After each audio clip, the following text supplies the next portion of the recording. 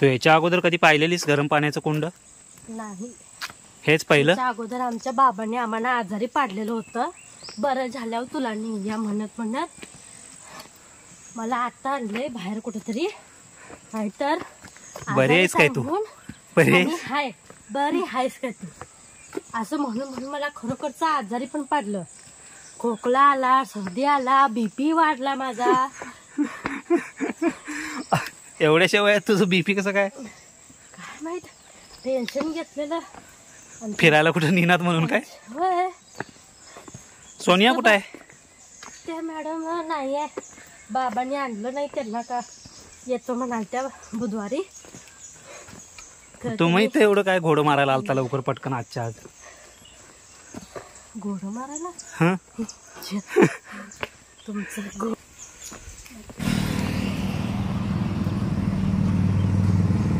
चला. Good morning आणि नमस्कार मित्रांनो, पुन्हा एका नवीन व्हिडिओमध्ये. या व्हिडिओमध्ये आपण बघणार आहोत रत्नागिरी जिल्ह्यातील एक छोटंसं शहर संगमेश्वर. तर या संगमेश्वरमध्ये आहे पुरातन काळातले म्हणजे पांडव काळातले सोमेश्वर मंदिर आणि गरम पाण्याचे कुंड. तर हा व्हिडिओमध्ये माझ्यासोबत व्हिडिओ खूपच इंटरेस्टिंग होणार आहे. कोल्हापूरचे एस.टी. स्टँड सोडून 2-3 किलोमीटरसुद्धा क्रॉस झालेलं नाही तोपर्यंत पिया मागा लागली चहा. कसं बसं आपल्याला अमृततुल्य चहा प्यायची सवय आहे, त्यामुळं प्रेमाचा चहा नावाचं हे हॉटेल कसं बसं हायवे साईड आम्हाला सापडलं. त्यानंतर इथं थांबलो चहा पिण्यासाठी. चहा बघता बघता पिया जरा खुश झाली, चहा पिऊन वाढली, मस्त आहे. तर फायनली मित्रांनो एक थोड्या डिस्टन्स नंतर आम्ही आता थांबलो आहे खाण्यासाठी. आणि मला वाटतं एक 52 किलोमीटरचा डिस्टन्स झाला आहे. हे बघा, हे कोल्हापूरच्या स्टँडवरती ॲक्च्युली 0 करून मी आलो आहे. 52.8 किलोमीटरवरती आता. मग हे हॉटेल आहे, हॉटेल अमृत केशर नावाचं. इथं थोडंसं काहीतरी नाश्ता वगैरे करायचं आहे आणि त्याच्यानंतर मग पुढची जर्नी. या हॉटेलची एक खासियत सांगतो तुम्हाला मी. इथं खाण्यासाठी आम्ही थोडंसं थांबलेलो नाश्त्यासाठी.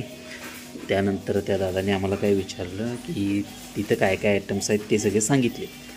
त्याच्यानंतर आम्हाला खायचे होते पोहे. तर आता महत्त्वाची गोष्ट म्हणजे काय, पोहे आमच्यासाठी ते बनवून देतो बोललो. तुम्ही 2 प्लेट जर पोहे खाणार असाल तर तुमच्यासाठी गरमागरम पोहे आम्ही बनवून देतो. ही फॅसिलिटी या टायमिंगमध्ये अशा सिच्युएशनमध्ये कुठं देत असतील तर ते आहे फक्त हॉटेल अमृत केशर नावाचं हॉटेल.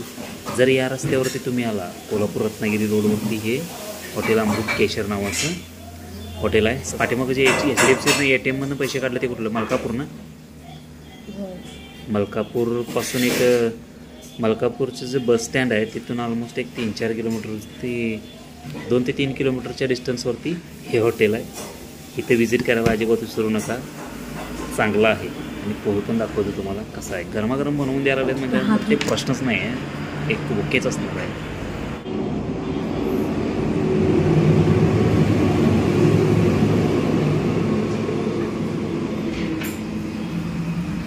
पियानो कसे आहे, गरमागरम पोहे तुला मिळालेत? ओके, मजा आली ना? हे आहेत ते पोहे जे आत्ता मला बनवून दिलेले आहेत आणि एकदम टेस्टी आहेत. सगळ्यात महत्त्वाचं पियानं खाल्लं. तर मंडळी, जसं मी तुम्हाला सांगितल्याप्रमाणे व्हिडिओच्या सुरुवातीला आपण चाललेलो आहे पुरातन काळातील सोमेश्वर महादेव मंदिर आणि गरम पाण्याचे कुंड हे बघण्यासाठी. तर हे तर आपण बघूयाच, त्यासोबतच आपण जाणून घेऊया की काय इतिहास आहे या राजवाडी गावाचा.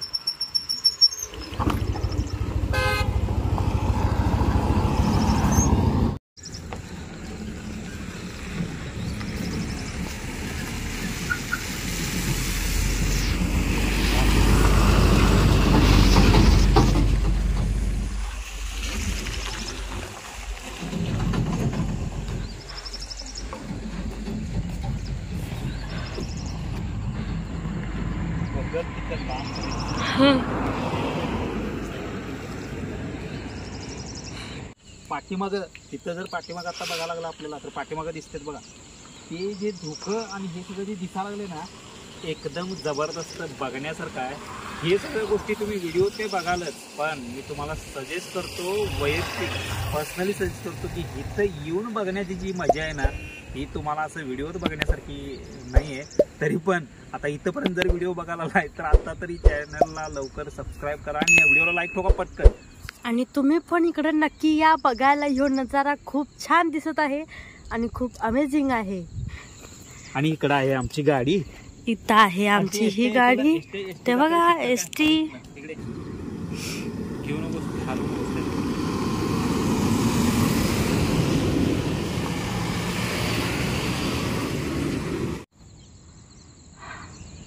ते बघा धुकं दिसते का? ट्रॅव्हल करायला लागल्यात धुकं. रस्त्याच्या दिशेने तिकडं लांबपर्यंत चालल्यात. कोल्हापूरमधून संगमेश्वरमध्ये पोचल्यानंतर संगमेश्वर ही मेन सिटी झाली. संगमेश्वरपासून तिकडे यायचं आहे ह्याला राजवाडी फाटा नावाचा बोर्ड लागेल. तो दिसतो राजवाडी फाटा नावाचा बोर्ड लागेल. राजवाडी फाटा नावाचा बोर्ड लागल्यानंतर त्याच्याबरोबर उजव्या बाजूला म्हणजे इकडं आपल्याला जायचं आहे. तो समोर राजवाडी ब्राह्मणवाडी गरम पाण्याचे कुंड वगैरे जे लिहिलेले आहे ना तिकडे आपल्याला जायचं आहे. चला तर जाऊया. सोमेश्वर मंदिर आणि गरम पाण्याचे कुंड आजही राजवाडी गावाचं हृदय आहे. हे ठिकाण केवळ धार्मिक आणि औषधी गुणधर्मासाठीच नाही तर इथल्या निसर्गाने आणि आध्यात्मिक ऊर्जेने देखील प्रसिद्ध आहे. असे मानले जाते की इथे आलेली प्रत्येक व्यक्ती शारीरिक आणि मानसिक शांतीचा अनुभव घेऊन घरी परत. काय आले तुला पिया? कटाळा आलाय मला. कटाळा म्हणजे जेट आलेली आहे पियाला अक्षरशः तुम्हाला सांगायचं म्हणजे. आणि ट्रॅव्हल करतोय आम्ही ह्या गाडीने. हे बघा हा मेन रोड तुम्हाला मी दाखवला जसा इथून राईट साईडला मेन रोड पासून डाव्या बाजूलाच बोर्ड लावलाय तिथं गुरुदत्त असं हे मंदिरांचं वगैरे काळ्या कलरची मंदिरं काळ्या दगडांच्या मध्ये केलेली मंदिर वगैरे आहेत. त्याच्या समोर बरोबर हे राजवाडी फाटाचा बोर्ड लागलाय. पुढं जो दुसरा आहे तो दुसरा बोर्ड आहे ते दुसऱ्या गावाला जाते त्यामुळे तिकडे जायचं नाही आपल्याला. हे राजवाडी फाटा नावाचा बोर्ड आहे. तिथून राईट साईडला आल्यानंतर इकडे समोर जे बोर्ड दिसतोय तो राजवाडी ब्राह्मणवाडी गरम पाण्याची कुंड सोमेश्वर मंदिर वगैरे इकडे दिसतंय. तर इकडं आपल्याला जायचं आहे. ऑलमोस्ट 500 मीटरवरती आहे आपल्याला.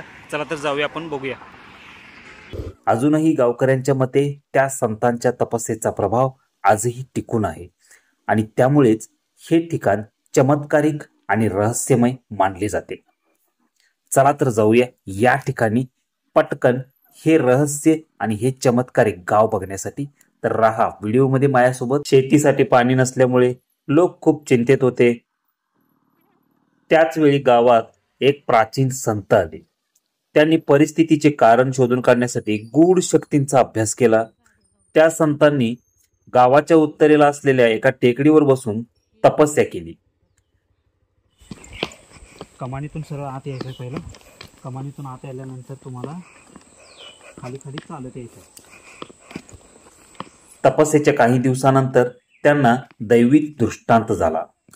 त्यात भगवान शिवाने त्यांना सांगितलं की या जमिनीखाली एक पवित्र पाण्याचा झरा आहे जो इथल्या लोकांचं जीवन आणि आयुष्य बदलून टाकेल. त्याच्या उगमस्थळी मंदिर बांधलं तर तिथे येणारं पाणी औषधी गुणांनी युक्त होईल.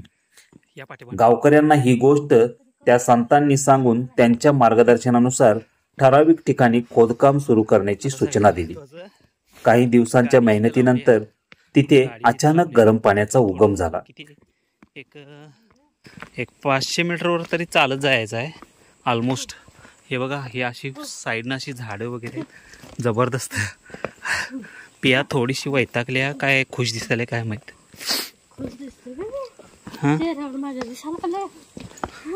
गाडीवर बसून बसून मी एवढा वैतागलो. गाडीत फिरून टाकतो ती. हे बघा हे असं केलंय. इथूनच आपल्याला जायचं चालत.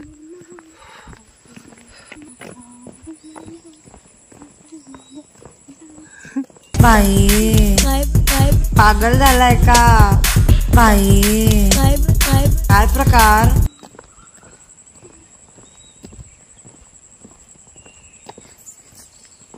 नमस्कार मंडळी. चला इथून आलोय खाली. आता काय आहे सगळ्यात महत्त्वाचं, आम्ही पण इथं आलोय पहिल्यांदा. हे दिसतंय असं, हे बघा. आणि तिथून आपण यायचं आहे खाली, आणि इथून आल्यानंतर इथं आहे ते गरम पाण्याचं कुंड. बघूया चला आपण जरा. फायनली मित्रांनो, आपण पोचलोय आपल्या लोकेशनवरती. तर आता इथंच हेच ते आहे जे गरम पाण्याचं कुंड, सोमेश्वर महादेव मंदिर, जे पुरातन काळातलं आहे, जे तिकडं आहे, हे सुद्धा आपल्याला बघायचं आहे. आणि ते सुद्धा बघूया. आणि त्याच्या अगोदर आता काय आहे, हे जसं की म्हटलं होतं तुम्हाला की आपण संगमेश्वरपासून ऑलमोस्ट मला वाटतं एक 12-15 किलोमीटर डिस्टन्स क्रॉस केला आहे. आणि त्याच्यानंतर पोचलो आपण या ठिकाणी जिथं आहे हे गरम पाण्याचं कुंड. हे ऑल ओव्हर महाराष्ट्रामध्ये बघायला गेलं तर हे एकमेव एकाच ठिकाणी आहे. तिथं तुम्हाला जवळून दाखवतो मी. हे काय रस्ते अंगावरती खरीच पडा राहत नाही, पुन्हा झोप चांगली लागते, जेवण भरपूर जातं. अच्छा.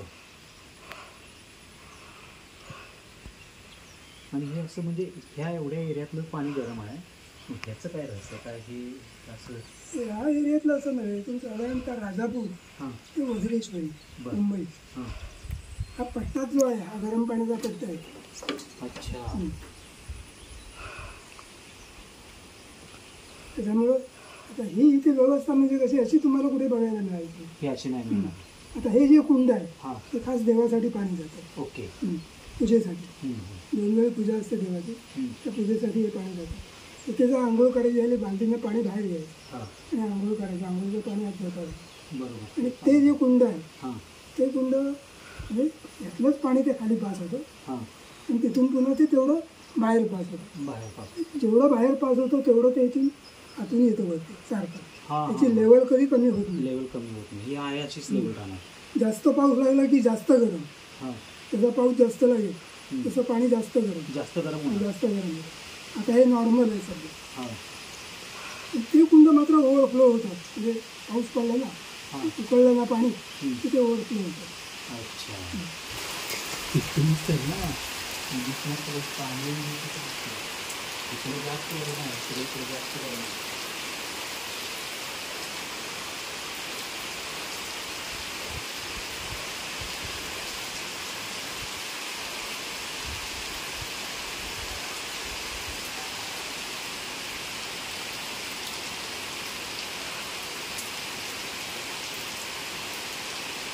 दोन 3 सेकंदाच्या वरती ह्याच्यामध्ये आपण हात घालू शकत नाही, एवढं जास्त गरम आहे पाणी आहे.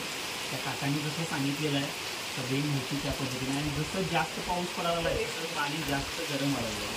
ते आपल्याला इथं बघायला ज्या वाफा दिसायला लागल्या आणि या वाफा दिसायला लागल्या आपल्याला, त्या अशा पद्धतीने या वाफा दिसायला लागल्या.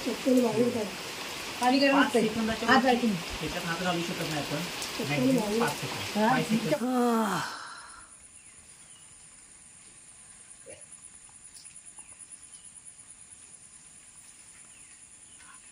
हाय काय गरम?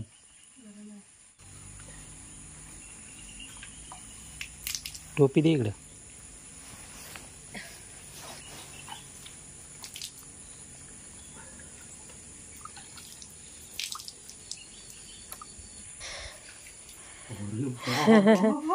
गरम आहे ना? जास्त गरम.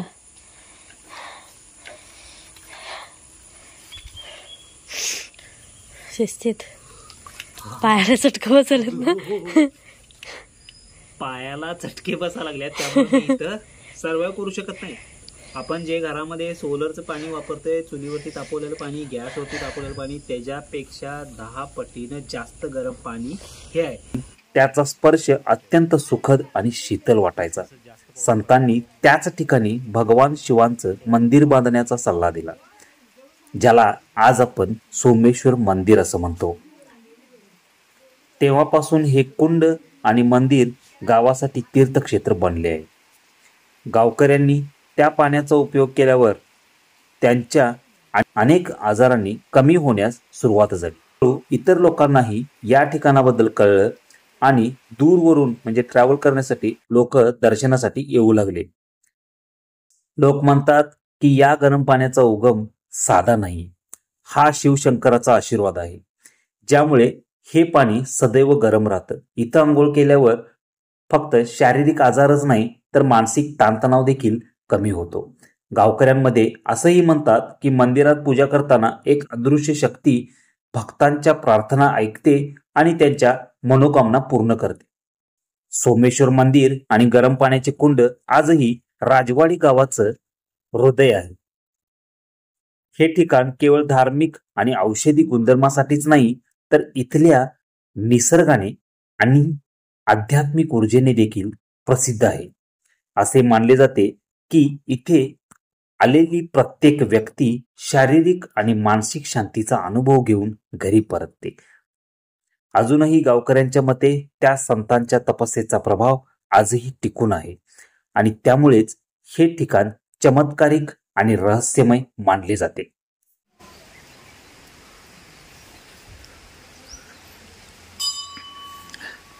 हे अशा पद्धतीने आहे. त्याच्यानंतर इकडे समोर अशी झाडं आहेत. हे बघा, हे काही असे हे आहेत ते त्यावेळचे जुन्या काळातलेच आहेत, पुरातन काळातले. हे सुद्धा त्यावेळचंच आहे, जुनं आहे, जे अजूनसुद्धा आहे त्या परिस्थितीमध्ये आहे. त्यानंतर तिकडे जाऊ शकतो. तिथं एक थोडंसं एक छोटंसं मंडप आहे आणि इथं ॲक्च्युली थोडेसे पडसर वगैरे झालेले आहे. आणि हे आहे ते मंदिर. आपल्याला जायचं आहे मंदिराच्या मध्ये पण जाऊन बघूया आपण.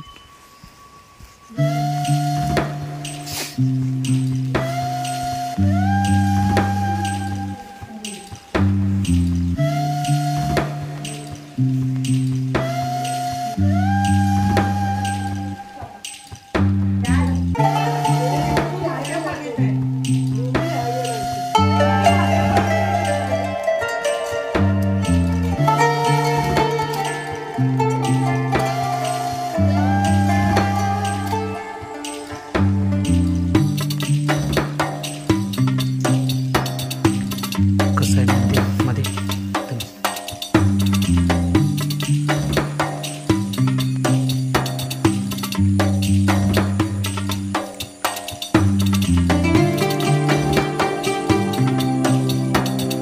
पाहिलीच काय मंदिर?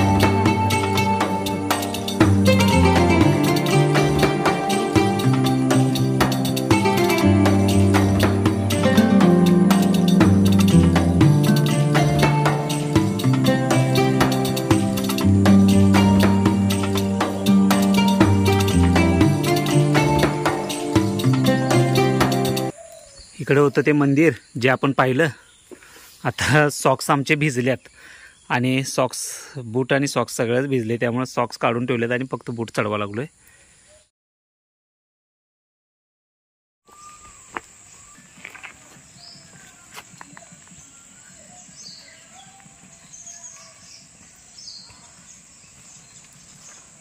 कसं वाटलं पिया? छान वाटलं. तिथून आत्ता पिया आली बघून.